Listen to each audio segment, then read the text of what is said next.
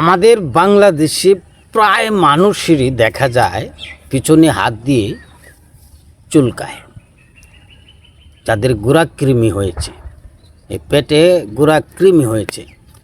আর সেই ভাইদের জন্যে আজকে আমি সুন্দর একদম পরিপূর্ণ সমাধান, জীবনে আপনার পেটে গুড়াকৃমি থাকবে না, এই রকম একটা টিপস আমি আপনার জন্য নিয়ে এসেছি। আপনারা এই ভিডিওর কথাগুলি ধীরে স্থিরে শুনতে থাকুন।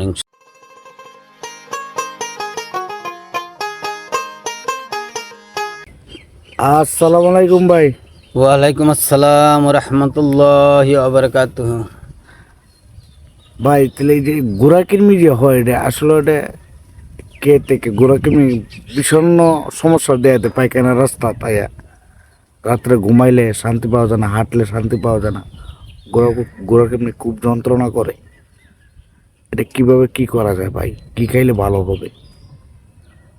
দেখেন, এই গুড়াকৃমি এক একজনের এক একটা খাবার থেকে সৃষ্টি হয়। জি এক একজন মানুষের এক একটা খাবারের মধ্যে অ্যালার্জি রয়েছে।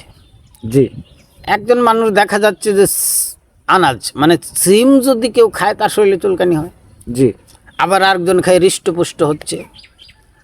আবার কেউ যদি পুঁই শাক খায় তাহলে তার শরীরে চুলকানি হয়, আরেকজন খেয়ে আপনার ক্যালসিয়াম পাচ্ছে।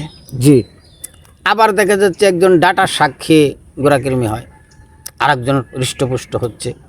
তো এই যে মিষ্টি কুমড়া রয়েছে, মিষ্টি লাউ বলি আমরা, মিষ্টি কুমড়া, জি জি জি কারো কারো ওই মিষ্টি কুমড়া খেয়ে দেখা যায়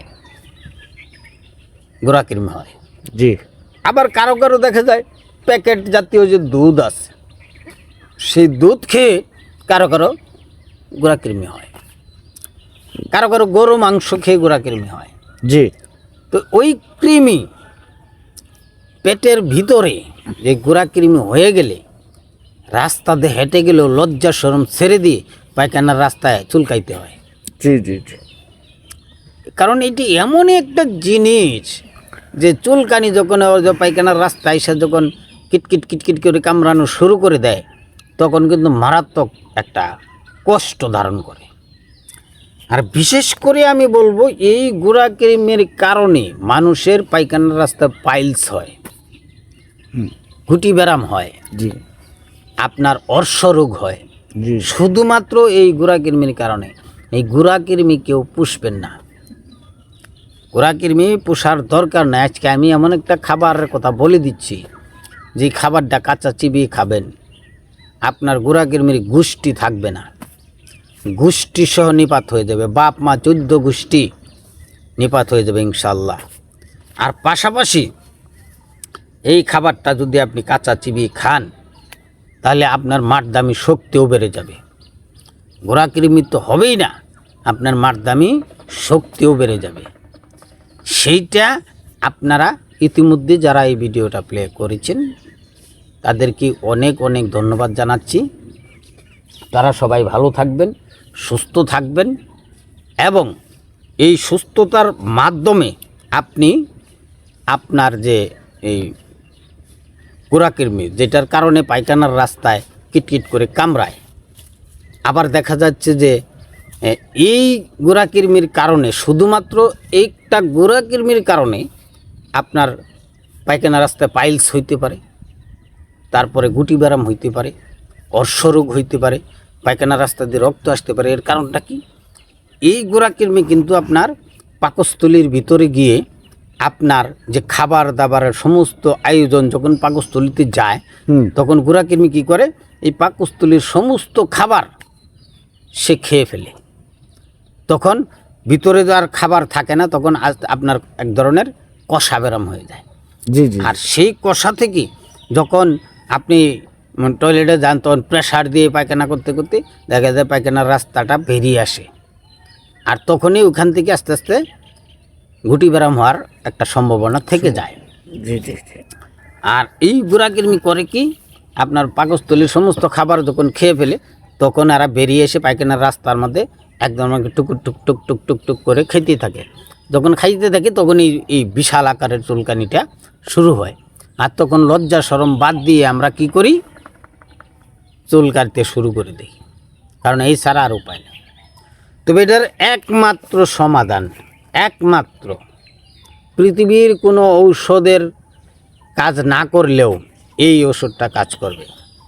সেটা হচ্ছে আমাদের যে দেশীয় রসুন রয়েছে, দেশীয় রসুন একদম পিছনের যে কয়টা চুবড়া টুবরা থাকে এগুলি ফেলে দিয়ে আপনি রসুন কাঁচা চিবিয়ে খাবেন, একদম কাঁচা নিয়ে চিবিয়ে খাবেন। একটু ঝাল লাগবে, একটু জ্বালা করবে, কিন্তু আপনার 100% গ্যারান্টি যে গোড়া কৃমি তো মরে সাফ হবে, এবং যদি বড় কৃমিও থাকে সেইগুলিও মরে একদম সাফ হয়ে যাবে।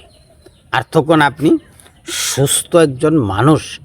দেখেন এই গোড়া কৃমির কারণে পাইলস, কষাবেরাম, আর সেইখান থেকে যদি আপনার স্ট্রোক হয়ে যেতে পারে। আপনি যখন দেখবেন আজকাল কিন্তু বেশিরভাগ মানুষ টয়লেটে স্ট্রোক করে।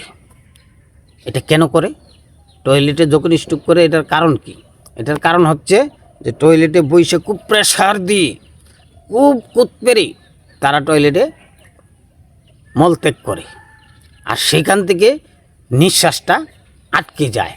আর নিঃশ্বাসটা আটকে গেলে তারা ওইখানে স্ট্রোক করে ওই টয়লেটেই মারা যায়, কারণ ওইখান থেকে বেরোতে পারে না।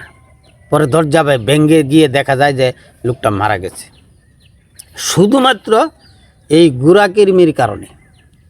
এই গোড়া কৃমির কারণে কিন্তু এতগুলি রোগ আমাদেরকে ধরে। তাই আমি অনুরোধ করব যে আপনারা গোড়া কৃমি পুষে রাখবেন না। ডাক্তারি ট্যাবলেট খান আর যাই খান, এই রসুনটা চাবায় খাইবেন প্রত্যেকটা দিন রসুন চাবায় খাইবেন। আর রসুন চাবায় খাইলে শুধু গোড়া কৃমি মরবে তা তো না, আপনার মারদামি শক্তি ফুরফুরায় বাড়বে।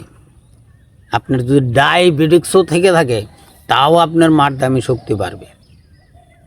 তো ভিউয়ার্স, আমি আশা করব যে আপনাদেরকে এত সুন্দর করে বোঝাতে পেরেছি যে আমি আমার ভক্তবৃন্দদেরকেও এত সুন্দর করে বোঝাই না। শুধুমাত্র আপনারা আমার প্রাণের মানুষ, আপনাদের সাথে কথা বলে শান্তি পাই, আর সেই জন্যে আমি আপনাদেরকে এতটা সুন্দর পরিপাটি করে বুঝিয়েছি। তো যারা এখনো চ্যানেলটাকে সাবস্ক্রাইব করেন নাই তাদেরকে অনুরোধ করব চ্যানেলটা সাবস্ক্রাইব করে নেবেন। আর যদি আপনি মনে করেন এই ভিডিওটা আরও 10 জন জানুক তাহলে শেয়ার করে দিন। তো সবাই ভালো থাকবেন, সুস্থ থাকবেন, এই আশা ব্যক্ত করে আজকে বিদায় নিব। আসসালামু আলাইকুম ওয়া রাহমাতুল্লাহি ওয়া বারাকাতুহু।